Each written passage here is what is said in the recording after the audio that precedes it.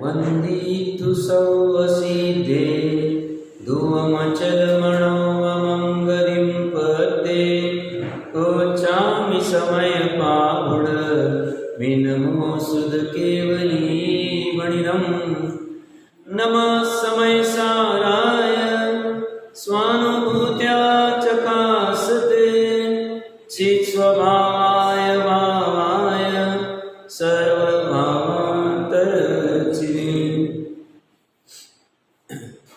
समयसार जी ग्रंथाधिराज मोक्ष अधिकार के ऊपर अपनी चर्चा चल रही है। जीव को मुक्त होना है। मुक्त क्यों होना है? क्योंकि सुखी होना है। सुखी होने के लिए मुक्त होना है, तो कहते मुक्त होने के लिए जो करना चाहिए वो करो। मुक्त होने के लिए जो नियम रूप से जब जब जीव मुक्त होगा तब तब नियम रूप से क्या करेगा वह भली बातें समझ लो। वो अच्छे से जिनवानी से समझ लिया, यथार्थ भाववासन हो गया कि सम्यक एकांत रूप यही उपाय है, अन्य उपाय नहीं। किसके लिए? मुक्त होने के लिए, सुखी होने के लिए। तो उपाय जो है वही उपाय करो, अन्य उपाय में ज्यादा उलझो मत। उसी लक्ष्य से चलोगे तो कहते मुक्त हो जाओ। मुक्त होना है कर्मों से ही। चर्चा चल रही है 293वीं गाथा मोक्ष अधिकार। हमने शक्ति प्रमाण बंधनों का स्वभाव समझने का प्रयास किया। आत्मा का स्वभाव हमने 178वें श्लोक में विस्तार से समझा था, जब अतिशयता से बहते हुए पूर्ण एक स्वसंवेदन अपने आत्मा को प्राप्त करता है, उसकी चर्चा चली। वह अतिशयता में क्या क्या अतिशयता उसमें है, तो अतिशयता मतलब उसका स्वभाव। उसका स्वभाव हमने तब देखा था, हमने 3, 4, 5 दिन विगत में बंधन किसको कहते हैं और उसका स्वभाव क्या वो देख। अब ज्ञानी जी कहते हैं बंधनों का स्वभाव जानने के बाद, आत्मा का स्वभाव जानने के बाद भी तुम्हें बंधन अच्छे लगते हैं, वेलकम। बंधनों के अनुसार तुम काम करो। ऐसे तो अनादि से करते आ रहे हो। तुम्हें आत्मा का स्वभाव जानने के बाद भी आत्मा से तिरस्कार होता है, डर लगता है, भय लगता है। ये ऐसी कौन सी चीज होगी? क्योंकि मुझे तो सब ये जो इंद्रियों को गमन में आ रहे, समझ में आ रहे, यही मुझे ठीक लगता है, यही मुझे सच्चा लगता है, शाश्वत लगता है, सुखदायी लगता है। आत्मा फात्मा दिखता तो नहीं है, और फिर उसके पीछे पड़ो। उससे अच्छा उसको छोड़ दो, उसके पीछे पड़ो मत। सुनने में अच्छा लगता है उसकी अतिशयता आदि, ऐसा तुम्हें लगता है, तुम्हें उसका तिरस्कार करना है। अनादि काल से तिरस्कार करते ही आए हो, अभी भी वर्तमान में तुम्हें तिरस्कार करना ठीक लग रहा है, करो, कोई बाधा नहीं। जब तुम्हें लगेगा तब समझ लेना। और तुम्हें ऐसी भली होनार है और ऐसा लगता है कि नहीं ये बंधन, तो बंधन ये शब्द सुनते ही अंदर में कुछ होने लग जाता, छटपटाहट होती है, क्योंकि हम स्वाधीनता की और स्वतंत्रता की बात कर रहे हैं। 70, 80, 75 साल पहले, अभी 75 में मनाई हमने, 75 साल पहले भारत स्वतंत्र हुआ। सही मायने में 1857 से भारत को स्वतंत्र करने के लिए प्रयास चालू हुए, ऐसा कहते। मुझे ज़्यादा इतिहास का याद नहीं, जितनी समझ। बट उसके पहले 100-150 सालों से आराम से राज्य कर रहे थे, और हम भारतवासियों को वही अच्छा लग रहा। कोई बात नहीं, तुम आओ, लूटो, चले जाओ, कोई फर्क नहीं पड़ता। हम तो बस वो भेड़ चाल करने वाले बकरी जैसे है, जो आगे भेड़ चल रहा है, हम नीचे मुंडी डाल के चलते रहे। बट जब उनको लगा 1947 में हम स्वतंत्र हुए, लगभग 90 साल पहले, और जब धीरे धीरे क्रांति हुई और 1947 के 30, 40, 50 साल में और ज्यादा उसका उग्र रूप धारण किया। 90 साल के अथक प्रयास के बाद स्वतंत्रता मिली। वहां हमने लाखों करोड़ों अपने भारतवासियों का बलिदान दिया वो स्वतंत्रता प्राप्त करने के लिए, स्वाधीनता प्राप्त करने के लिए। उसके लिए कितनी सारी यातनाएं भोगी, जेल आदि में जाना, वहां पे काले पानी आने की सजा पाना, या अन्य अन्य अंडमान निकोबार यहाँ वहां सब समझ लेना चाहिए इतिहास। इतना करके भी हमें स्वतंत्रता चाहिए थी। ब्रिटिशर्स ने ऑफर दी थी। जैसे आज भी कभी कोई गूगल पे सर्च करेगा, ऑस्ट्रेलिया आज भी अपने राजा रूप में विक्टोरिया को मानता है। ऐसे कोई देश, स्वतंत्रता अनेक अनेक प्रकार की हमने जो प्राप्त की वो पूर्ण स्वतंत्रता है। आपका छत्र चाहिए नहीं, आप निकल जाओ यहाँ से। और दूसरी स्वतंत्रता क्या, हम यही रहेंगे, सैनिक आदि करेंगे, तुम्हारा पंत प्रधान आदि होगा। तीसरी स्वतंत्रता क्या, हम चले जाएंगे बट तुम्हें हमारा नाम लेना पड़ेगा, हमारी रानी कौन, हमारा राजा कौन, तो विक्टोरिया आदि, एलिजाबेथ, जो भी कुछ होगा वो लेना पड़ेगा। वो ऑफर हमारे पास थी। 1930 के आसपास ऑफर आई थी कि तुम वो तीसरा वाला ले लो। हमने कहा नहीं, हमें चाहिए तो पूरी चाहिए, हम उसके लिए और वेट करेंगे। 17 साल और वेट किया हमने। मान लो 1930 में अगर ऑफर आई होगी तो, बट फाइनली अब तुम चले जाओ, गो बैक। प्रकरण कहां से चल रहा है, बंधन और बंधन से स्वतंत्रता। तो बंधन तो उसे स्वभाव से ही अच्छा नहीं लगता, जीव को अच्छा नहीं लगता। आज इतना सा बच्चा भी अगर कोई बंधन डाले, तुम ये मत करो वो मत करो, बोलता नहीं मैं ये करूँ। फॉरेन आदि में अगर वो बच्चा वो हेल्पलाइन पे फोन कर दे, मेरे माता पिता मुझे डांटते हैं, ऐसा करते हैं, माता पिता को जेल डाल दे। वो एक बच्ची को निलाते वक्त अमेरिका में या यूके में या कहीं यूरोप में देख लेना चाहिए, सर्च कर लो। गुजरात की कोई फैमिली वहाँ रहती थी, हस्बैंड वाइफ और बच्ची, माँ निलाते निलाते वो बच्ची गिर गई, कुछ लग गया, चोट आ गई। हॉस्पिटल में गए, ट्रीटमेंट हुआ, पुलिस केस हुई। वो बच्ची को तुम संभाल नहीं पा रहे हो, वो 4-5 साल से अभी भी उनके होम में पड़ी है। यहाँ पे लोकसभा आदि में उसकी चर्चा चलती है कि सब कुछ करके उस कंट्री वाले को बोलो, माँ बाप का वो जानबूझ के किया नहीं था, माँ ने मिलाते वक्त उसको छोड़ो, वहाँ उसको नॉनवेज आदि क्या खिलाते होंगे हमें पता नहीं, चाहिए नहीं कि लड़के सर्च कर ले।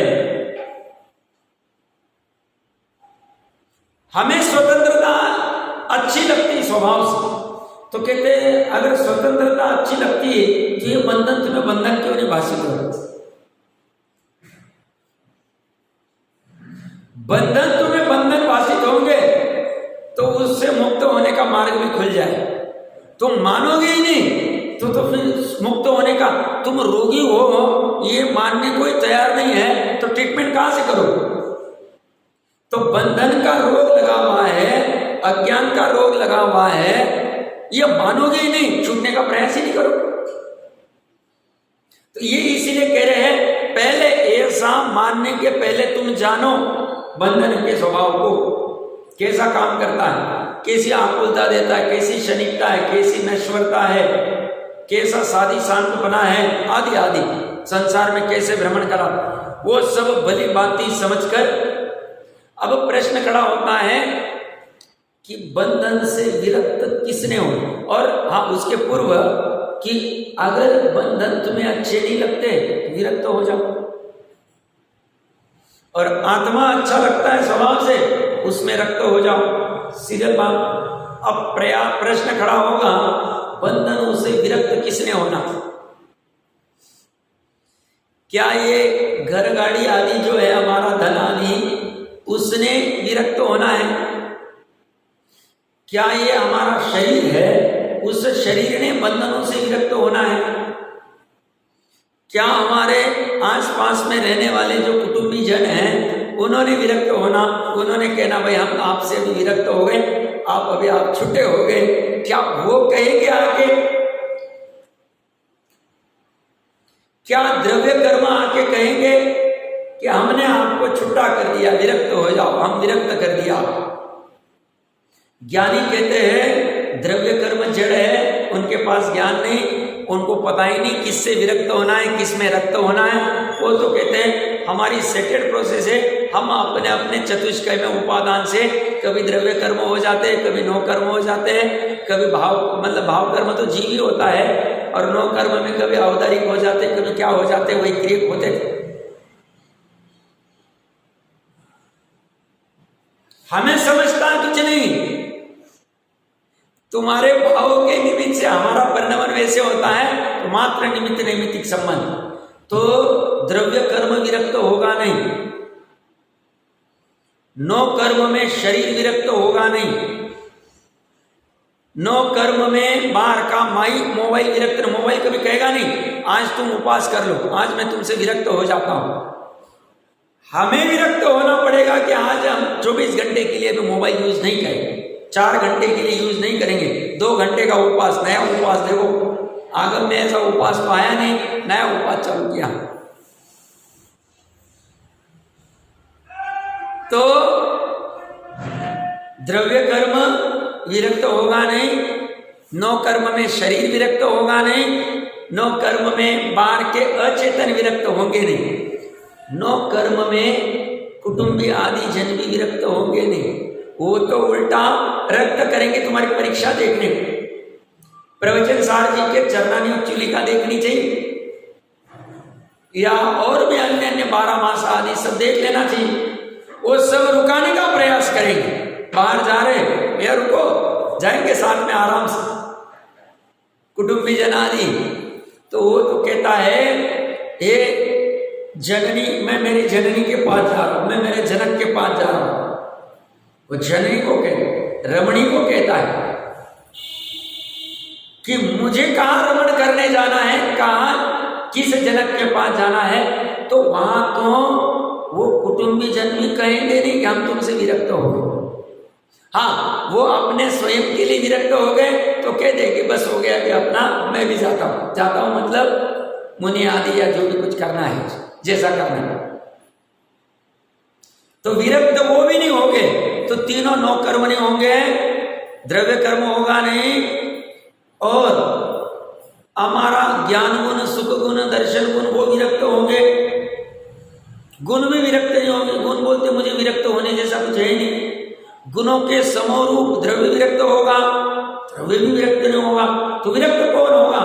विरक्त परिणाम होंगे, विरक्त पर्याय होगी, विरक्त उत्पाद वाला जो विकार है वो विकार का अभाव होना ही विरक्ति। विरक्ति कहां होगी? परिणाम में। किसके परिणाम में? जीव के परिणाम में होगी।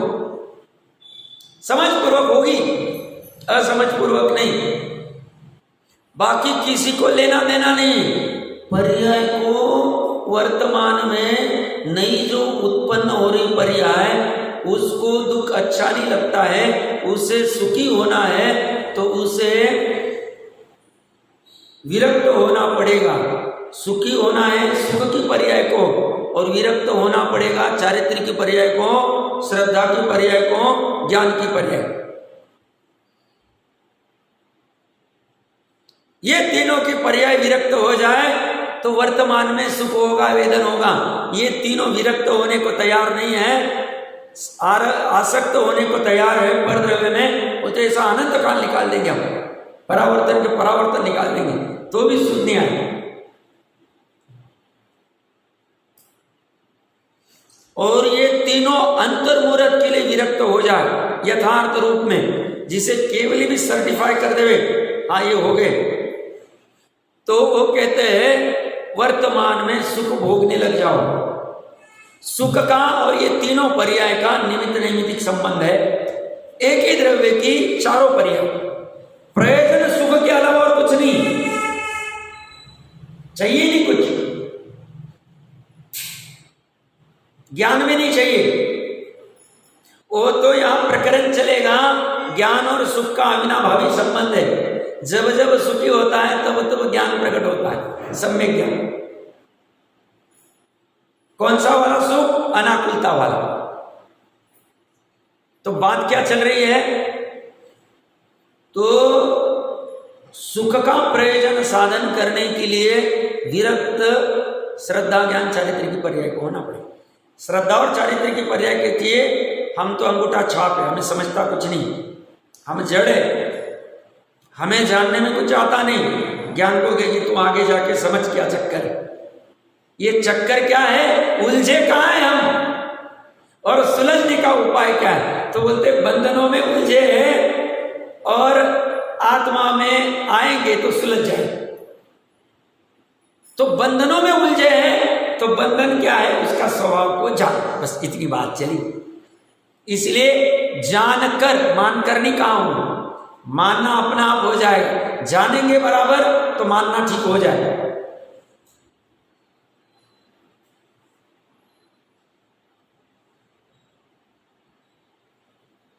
सुखी होने का उपाय कितना सरल। अब इस उपाय में बोलो कौन सी हिंसा, चोरी, झूठ, परिग्रह की चर्चा आ रही। इस उपाय में कहाँ 5 इंद्रिय के विषय खड़े हो रहे, इस उपाय में कहाँ क्रोध, मान, माया लोग खड़ी हो रही, मतलब पाप कुछ खड़ी नहीं हो रहे। अच्छा, इस उपाय में कौन सा दान देने की बात करें, किमिच्छित दान देना है, कौन सा देना है, कुछ भी नहीं कह रहे। कौन से व्रत की बात करें, रत्नावली तप, कौन सा तप, बहुत सारे तप और व्रत, बहुत चर्चा। कौन से शील की बात कर रहे हैं, कौन से पूजा, यात्रा, कुछ भी बात नहीं कर रहे। तो आगे की गाथा में यही चले। वो बोलते हैं उसका करण, उसका साधन उसके पास ही, आत्मा ही साध्य है, आत्मा ही साधन है, दोनों आत्मा में। अपने प्रकरण पे जुड़ जाते हैं। 533 नंबर पेज के ऊपर हमने टीका पढ़ ली थी, तात्पर्य हिंदी टीका देखते हैं। अब क्या यही मोक्ष मार्ग है, ये लगाया मतलब अन्य नहीं। मोक्ष मार्ग क्या है, तो कर्मों से मुक्त होना। मोक्ष मतलब समस्त कर्मों से मुक्त होना, और मोक्ष मार्ग मतलब कर्मों से मुक्त होने की प्रक्रिया चालू हो जाए। तो कर्मों से मुक्त होना ये मोक्ष मार्ग है, सुख का मार्ग है और सुख प्राप्त कराएगा। तो बोलते हैं क्या यही है? इस प्रश्न का उत्तर देते हैं बंधाणम च सावम वियाणिदुम मिथ्यात्व रागादि रूप भावबंध का स्वभाव जानकर, सब जगह जानने को उर्दू किया है। यहां पे विशेष क्या है, भावबंध की चर्चा की। यहां पे द्रव्य बंध और नौ कर्म बंध की चर्चा ही नहीं की। बट हमें वो भावबंध तो स्वाभाविक लगता है और द्रव्य बंध दिखता नहीं, इसलिए विस्तार से चर्चा हमने नौ कर्म बंध से की। बाकी मेन तो वही। तो ये कह रहे हैं मिथ्यात्व रागादि रूप भावबंध का स्वभाव जानकर, उसका स्वभाव कैसा है वह जानकर कि ये तथा उपाधि तत्व के विषय में विपरीत अभिनिवेश होना मिथ्यात्व का स्वभाव का है। मिथ्यात्व का स्वभाव क्या है उन्होंने बहुत शॉर्ट में कह दी, आकुलता वाकुलता कुछ नहीं है। वो कहते हैं मिथ्यात्व का स्वभाव क्या है, विपरीत अभिनिवेश रूप होना। विपरीत मतलब उल्टा, अभिनिवेश मतलब अभिप्राय। डॉक्टर मंजी साहब ने लिया है विपरीत अभिनिवेश रही तत्वार्थों का श्रद्धान करना ही सम्यक दर्शन। तो विपरीत मतलब उल्टा, अभिनिवेश मतलब अभिप्राय। विपरीत उल्टा अभिप्राय होना मिथ्यात्व का स्वभाव है। अब मिथ्यात्व का स्वभाव विपरीत अभिप्राय वाला होना किस विषय में, तो बोलते हे उपादेय तत्वों के संदर्भ में। प्रयोजन परक बात कर रहे हैं। वो ये नहीं कह रहे 3 लोग को जानता नहीं, यही विपरीत अभिनिवेश। बोलते जानने में हमें कुछ रस नहीं, जानता तो 11 अंक वाला भी, हमें उसमें रस नहीं। इसलिए पहले ही चर्चा करके आए, जानने वाला मुक्त नहीं होगा, विकल्प करने वाला मुक्त नहीं होगा। मुक्त कौन होगा? जान के जो प्रयोजन के अपेक्षा से विरक्त होगा। जिससे विरक्त होना, किससे विरक्त होना? हे तत्वों से। हे तत्व क्या है? तो बंधन। बंधन क्या है? तो भाव बंधन। उपादान में तो इतनी बात। तो उन हेय तथा उपादेय, उपादेय तत्व एक ही निश्चय से। 3 लोक में एक जीव के लिए उपादेय तत्व कितने? तो एक मान बोले सवर निर्जरा मोक्ष उपादेय नहीं, एक समय की पर्याय। सवर निर्जरा को एक देश उपादेय मजबूरी में कह दिया और प्रकट करने की अपेक्षा से मोक्ष को उपादेय कह दिया। बाकी निश्चय से समझोगे तो उपादेय किसे कहेंगे? जो कल भी उपादेय था, आज भी उपादेय है, अनंत काल तक उपादेय रहे। वो केवल ज्ञान की पर्याय उपादेय नहीं रही, वो स्वयं ही नाश होने वाली है। उसको उपादेय कैसे करें? जो स्वयं डूबने वाली है वो मुझे क्या तिराएगी? मुझे तिराने वाली वस्तु उपादेय तत्व 3 लोक में एक ही, एक जीव के लिए एक। इसको उसके प्रति विपरीत अभिप्राय हो गया, वो एक ही वस्तु उपादेय है ये मानने को तैयार नहीं, उसका तिरस्कार कर रहा है। आत्मा की बात आए कान बंद कर देता है। ऐसा समय था विद्यानंद जी आचार्य आदि के समय में। विद्यानंद जी आचार्य अनुमति कि जिन मंदिर के नजदीक से जाना है सामने मत जाना ही नहीं, हाथी के नीचे आके मरना मत, जिन मंदिर के वहां से जाना पड़े तो कान में मुंह डाल लेना, सुनना। ऐसे ही करते थे। अब जब उनकी भली होनार थी विद्यानंद जी आचार्य जी की, मतलब आचार्य मतलब पहले गृहस्थ अवस्था में, तो जो भी जा रहे थे और वहां पत्थर को लग के वो गिरे तो उनके सुनने में जो भी प्रकरण चल रहा था वो आया और जो पलटी लगाई आचार्य आदि बने और श्लोक वार्तिक आदि जो भी रचना की वो समझ लेना चाहिए।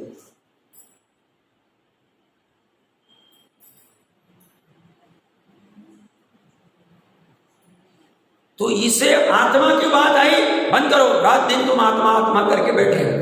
क्या कहता है वो? 33 सागर को तक आत्मा की चर्चा करते थकते नहीं, और इसे 2 मिनट का कुछ हुआ इसको तमतमा जाता है। मतलब इसकी तीव्र कषाय कितनी, इसका संसार कितना बाकी, स्वयं की बात है, अन्य वस्तु की बात नहीं, अपने उपादेय तत्व की बात है।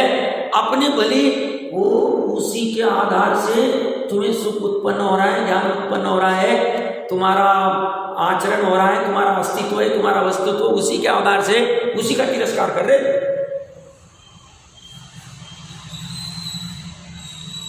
एक सेकंड के लिए भी उसका तिरस्कार नहीं होना चाहिए। ठीक है, हम लीन नहीं हो पाते उसमें, हमारी कमजोरी, बट श्रद्धा में तो यही भान होना चाहिए, यही इतना ही और कुछ नहीं। तभी 3 लोग 3 काल के बंधनों से निरावलंबी हो पाओगे, मुक्त हो पाओगे। तो ये मिथ्या तो क्या है? कहते हैं विपरीत अभिनिवेश होना मिथ्यात्व है। किसके बारे में, किसके विषय में? तो हे उपादेय तत्व के विषय में। और ये हे तत्व है कौन? जो मोह राग द्वेष की जीव की पर्याय हो रही है भाव कर्म, जो उसके निमित्त से नए द्रव्य कर्म का आश्रय हो रहा है, वह आश्रय द्रव्य कर्म वाले भी हे तत्व है। और ये जीव को जो मोह राग द्वेष हुआ उसमें निमित्त जो उदय वाले मोह राग द्वेष थे जो पहले बांध के रखे थे वो, प्लस बाहर में वो शरीर और समस्त चेतन अचेतन, ये सभी ये तत्व है। गे तो सभी, गे में कोई बाधा नहीं, हे सभी ये इतने होने के बाद एक उपादेय तत्व को छोड़ के और फिर भी ये विपरीत अभिनिवेश से उनको उपादेय मान लेना। सब क्या बात कर रहे, धन के बिना तो चलता ही नहीं, हम रह नहीं पाएंगे, पेट कैसे भरे? तुझे पेट भरने में बाधा नहीं, धन कमाने में बाधा नहीं, धन रखने में बाधा नहीं, धन से पेट भरता है ऐसा मानने में बाधा है। मैं धन कमा सकता हूं ऐसा मानने में बाधा है। आत्मा धन कमाता ही नहीं, 1 रुपया किसी ने कमाया नहीं। वर्तमान में कोई कहता है साहब हमने 1 साल में इतने रुपए कमाए, भ्रम में। अगर वो कमा सकता था, मान लो उसने 10 करोड़ कमाए, उसकी इच्छा तो 100 करोड़ कमाने की, 100 करोड़ क्यों नहीं कमा पाए? 10 ही करोड़ अगर वो कमा सकता है तो 10 ही करोड़ क्यों कमाए? 10 करोड़ और 1 रुपये क्यों नहीं कमा पाए? ऊपर 1 रुपया में लगा रहा।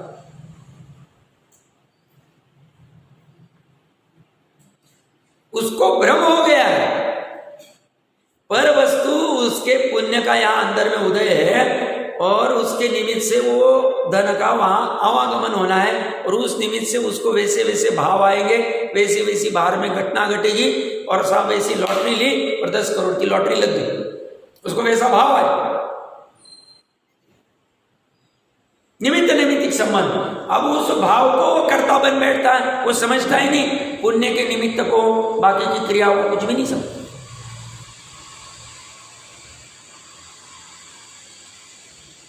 और अहंकार कर बैठता। ये कह रहे हैं ये हे तत्व है और ये ललचाता है, धन में ललचाएगा, मित्र में ललचाएगा, पकवान में ललचाएगा, शरीर में ललचाएगा। ये कहता तुम्हें साक्षात वो भिन्न भिन्न दिख रहे और ये शरीर भले एक क्षेत्रागार है बट जुदा होते हुए दिख रहा है संसार में सबका, फिर भी उस हे तत्व को उपादे मन, तो साहब उसको काट दे, उसको चीर दे, या से कट कर दे। कौन कह रहा है? आत्मघात करना सबसे बड़ा पाप, महापाप का कुछ भी नहीं करना, बस समझने की देर और समझ के उससे विरक्त होना, एकत्व का अध्यवसाय तोड़ देना। एकत्व का अध्यवसाय कौन तोड़ेगा? श्रद्धा और चारित्र, ज्ञान पूर्वक। ये प्रयोजनभूत पे निर्णय करेगा, ये प्रयोजनभूत तत्व आ गए।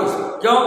बंध मतलब बंध तत्व आ गया और आत्मा मतलब जीव तत्व आ गया। प्रयोजनभूत इस पे निर्णय कर। ये ऐसा नहीं कुंद कुंद देव ने कह दिया और हमने समझ लिया, मानने लगे। बोलते हैं फिर ये तुम ऐसा मानोगे, परीक्षा करोगे नहीं और 2-5 साल में प्रतिकूलता आएगी, फिर भागोगे वापस मांत्रिक तांत्रिक यहाँ वहाँ घूमोगे, फिर धर्म में छोड़ दिया, क्या कुछ मजा नहीं आता, सब बेकार ही। अरे भैया धर्म बेकार नहीं, वो तो धर्म करने वाले वहां कुछ षड्यंत्र कर रहे, उसको बेकार समझ के तू क्यों भाग?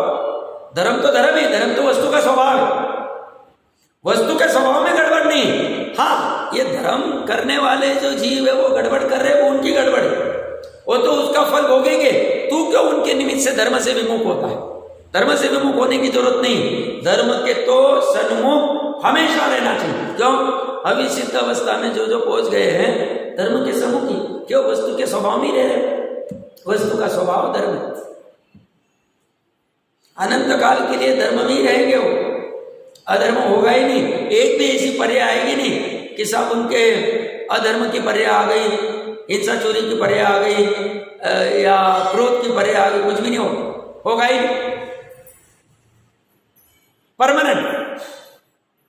और ये परमानेंट होता है, इसीलिए जैनी इसके लिए प्रयास करता है। अन्य मत कहते परमानेंट नहीं, वो वापस अवतार लेके आ जाता है। हम कहेंगे अब क्या काम करना है, अब ये देख लिया ये बेकार वाला काम है, फिर वापस यहाँ क्यों आना? या ऐसा क्या गड़ा हुआ है कि जिसके लिए हमें अवतार लेने की जरूरत पड़े? हम तो ऐसा सोल्यूशन चाह रहे हैं, बस एक बार वो अनंत सुख आ गया, अव्यवहार सुख आ गया, अभी चाहिए ही नहीं। तो हेय तथा उपादेय तत्वों के विषय में विपरीता विनिवेश होना मिथ्यात्व का स्वभाव का है और पंचेंद्रिय के विषयों में इष्ट अनिष्ट भाव होना राग आदि का स्वभाव कहलाता है। ये राग आदि का स्वभाव, राग आदि का नेचर कैसा है? तो जो 5 इंद्रिय के विषय उनके संदर्भ में इष्ट अनिष्ट भावना, शांति से हमें जानने देखने की समझ आ गई, मुमुक्षु को होनी चाहिए।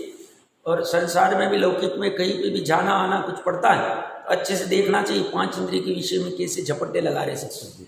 हम भी तो उसी में, बट दूसरे का देख के सीखने की बात कह रहा हूं।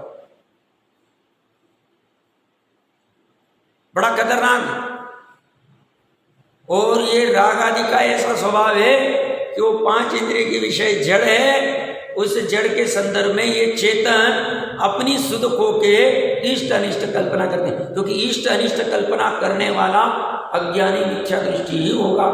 ज्ञानी को इष्ट अनिष्ट कल्पना होती नहीं। अगर इष्ट अनिष्ट कल्पना होती तो ज्ञानी नहीं। वस्तु इष्ट अनिष्ट है ही नहीं।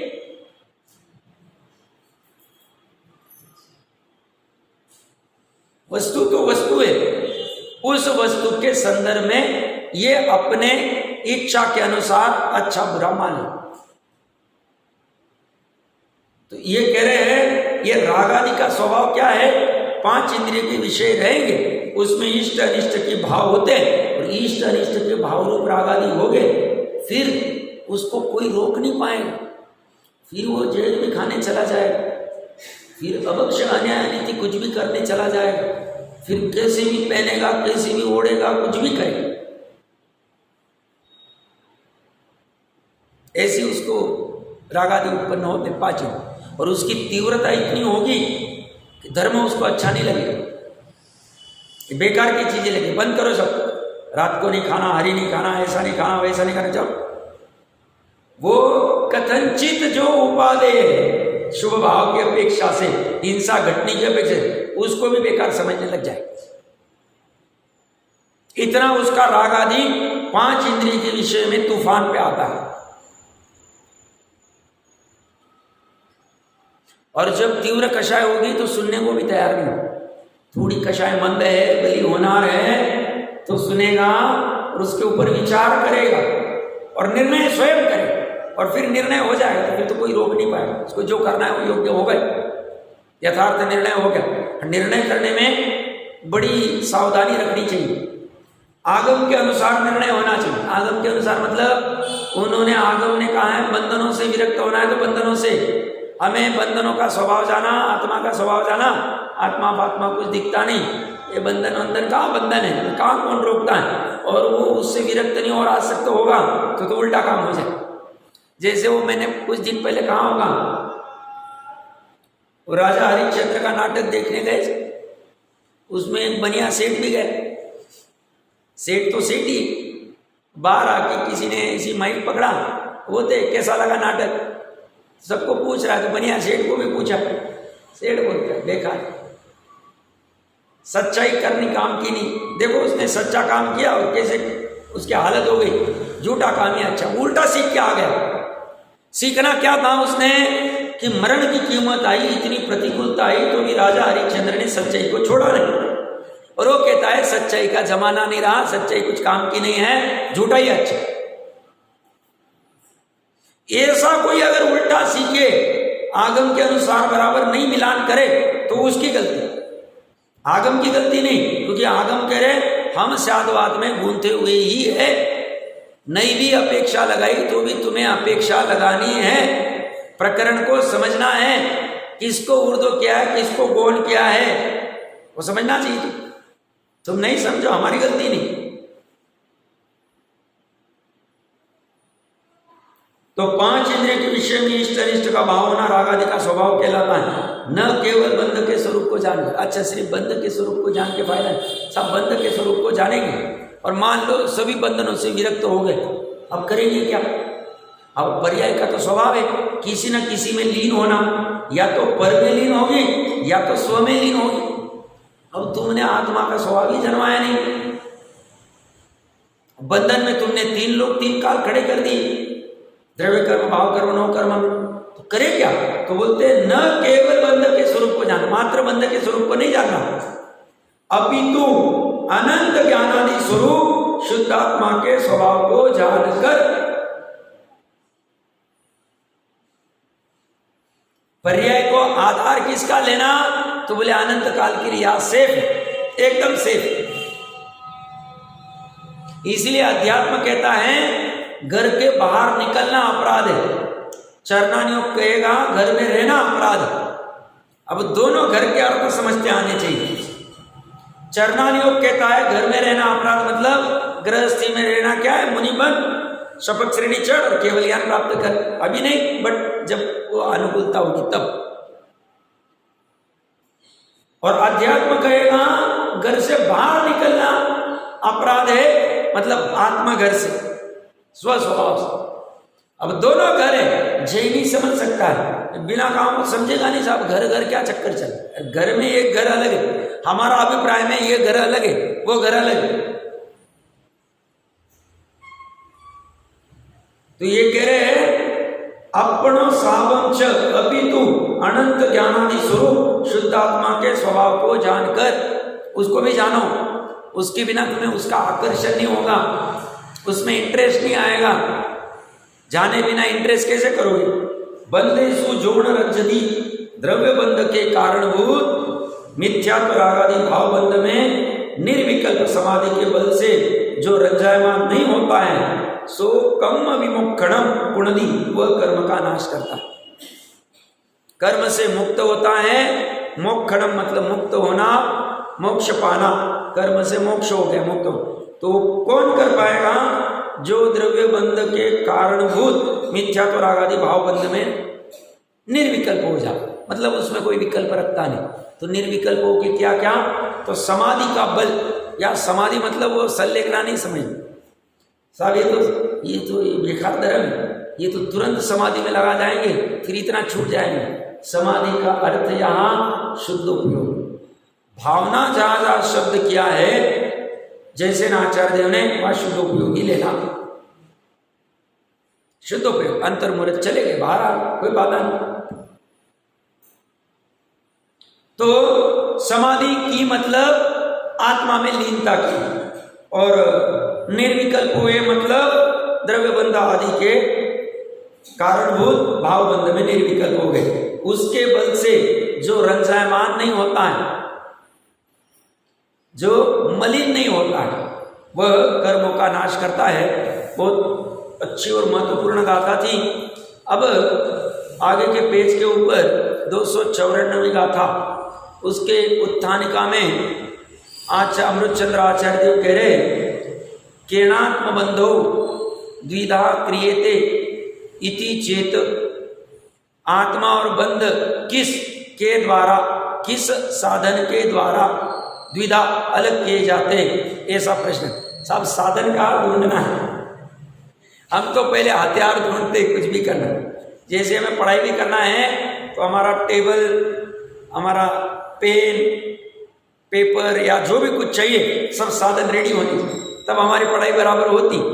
तो साहब इसका साधन कौन सा है, और फिर अगर वो है कौन सा जो भी रहेगा, वो कहाँ ढूंढे, कहाँ से खरीदे, कितने में मिलेगा, इसका दाम क्या है? तो कहते भैया इतनी चिंता मत करो, ये एक तो बाहर कहीं मिलेगा नहीं, इसको 1 रुपया खर्च होता नहीं, और ये साधन तुम्हारे पास ही है, तुम्हारे में ही, पास में मतलब ऐसा लगेगा कहीं दूर बैठा हुआ, कहीं नजदीक में बैठा है, ऐसा नहीं, तुम्हारे में ही है साधन। और ये साधन ऐसा गजब वाला है, हर समय नया नया उत्पन्न होता, हर समय नई ज्ञान की पर्याय उत्पन्न होती है, बस तुम्हें उसमें काम कर जाना।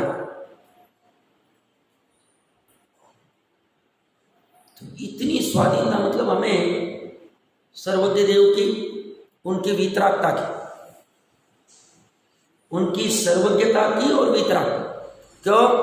उनको राग द्वेष कुछ नहीं रहा, इसलिए जैसा स्वरूप है वैसा कह दिया। उनके पास सर्वज्ञता है, इसलिए जाने बिना कुछ भी रहा नहीं, सब जानने में आ गया, भली बातें कह दिया। इतना कह दिया कि जिससे अपना काम हो सके, जिससे अपना मोक्ष मार्ग सुखी होने का काम हो सके।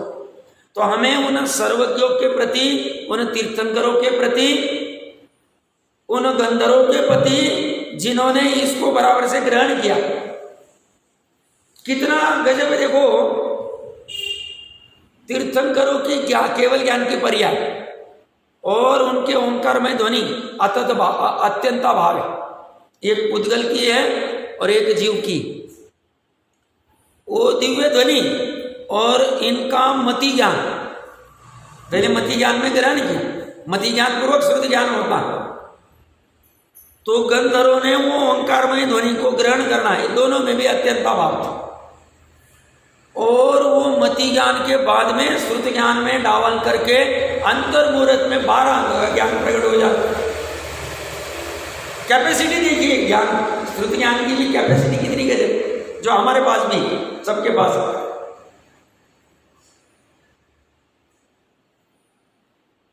तो उसको जैसा वो कह रहे हैं उसका अनंत भाग ऐसा ग्रहण किया कि जिसे काम हो जाए। और ग्रहण करने के बाद में मुखदगत जब उपदेश दिया, समोशरण तब तक तो उपदेश देने का सवाल ही नहीं। समोशरण विघटित हो गया, अब केवल ज्ञान नहीं हो रहा है तब तक, जैसे सुधर्मा स्वामी को नहीं हुआ, वो तो थोड़े काल तक रहे। तो तब तक जो भी उपदेश चलेगा, जैसा ग्रहण किया था बराबर श्रुत ज्ञान में, वो शब्द वर्गना में आना, आचार्य में बराबर ग्रहण करना, दर्शन आचार्य देव तो बराबर रहना, फिर उसको करनार योग के रूप में ग्रथित होना, प्रथम श्रुत गंध। फिर वही ज्ञान आगे बढ़ते बढ़ते समकालीन कुंद देव के पास आना। 500 सवा 500 जितने भी साल लगते हैं, 550, वो बराबर चलता है। और वो ज्ञान को बराबर और चाहिए तो हम 7 दिन वहां भी जाके आ गए, वहां का ले लिया। फिर भी हम वर्धमान स्वामी को याद करें, हम सिमंदर स्वामी को नहीं, क्योंकि यहाँ की जो परंपरा वही चलाई। और बराबर उसी को ऐसी वस्तु को ऊर्ध्व रखा और ऐसी शादवाद में वो था कि वो जो ज्ञान में था वो लेखनी में आ गया, अत्यंत अभाव। मतलब हाथ भी ऐसे ही चले कि वहां जो शब्द आना चाहिए था, वंदित्व आना तो वंदित्व ही, और दूसरा नहीं आया। और वो ताड़पत्र के ऊपर बराबर वो छपा, और वो ताड़पत्र वो भट्टारों को भी ऐसी बुद्धि हुई कि नहीं इसको संभाल के रख, जिन्होंने भी संभाला होगा समय साथ जाए, वो बराबर संभाल के आया।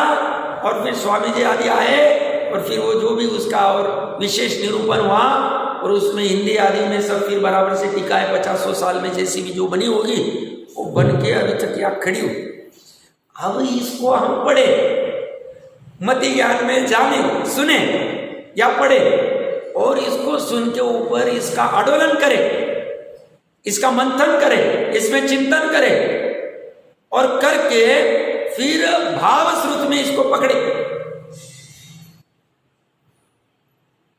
उसको कहेंगे देशनालब्धि। धारण हो गया, जो कहा था वही वैसा ही उसी अपेक्षा से धारण हो गया। वो भी कौन से? एक समय की श्रुत ज्ञान की पर्याय। श्रुत ज्ञान की पर्याय एक एक समय बाद बदल रही है, वो भी कुश्रुत ज्ञान की पर्याय। क्यों? अभी सम्यक दर्शन हुआ नहीं, देशनालब्धि में पहले ही ग्रहण हो रहा है स्वरूप। मतलब कितनी कठिनता से ये बुजुर्ग के आ रहे हैं, और हम कितने महाभागी है, इसकी महिमा आनी चाहिए। धर्म का हमें संकट नहीं आना चाहिए, धर्म से द्वेष नहीं आना चाहिए, ये क्रियाओं से भी द्वेष नहीं आना चाहिए। ये तो जब हमारा यहाँ स्वाध्याय में, ध्यान में, चिंतन में नहीं मन लगे, ठीक है कर लेंगे, भूमिका अनुसार जैसा जैसा रहेगा वो सब करेंगे, बट धर्म के प्रति कभी भी ग्लानि, घृणा, विचिकित्सा नहीं आनी चाहिए, कभी नहीं आनी। इतना घुटी में पिल जाना चाहिए, हड्डी हड्डी और खून में ऐसा भिनक जाना चाहिए। कहां से प्रकरण चालू किया हमने कि इन्होंने वो अलग करने के लिए साधन का तुम्हारे पास वस्तु स्वरूप कोई, तो इसीलिए हमें जिनवाने आदि की महिमा आती है, इसलिए हमने बहुत अहोभाव से श्रुत पंचमी आदि को मनाना चाहिए, हमने बहुत अहोभाव से नव देवताओं की भक्ति करनी चाहिए, क्योंकि उन्होंने हमें मार्ग बताया मुक्त होने। डायरेक्ट मुक्त होने का। और जो उन्होंने प्रतिज्ञा की उस प्रतिज्ञा का ही निर्वाह कर रहे, प्रतिज्ञा से एक सेकंड भी हटे नहीं हो। उन्होंने कहा निज वैभव से, हाँ निज वैभव से मैं बताऊंगा, देखना, छल नहीं करना या छलावा नहीं, या तो सब छल छूट जाने चाहिए, जितने अनादिकाल से थे सब छूट जाने चाहिए, इसका कोई फायदा ही नहीं छलावा कर। ऐसी सुंदर चर्चा है। आज का समय तो आ गया है। 294 गाथा टीका तो विस्तार से लिखी है अमृतचंद्र देव ने, देखते हैं कितनी विस्तार से चर्चा होती है, बट अच्छी और विस्तार पूर्वक लिखी है। बात कर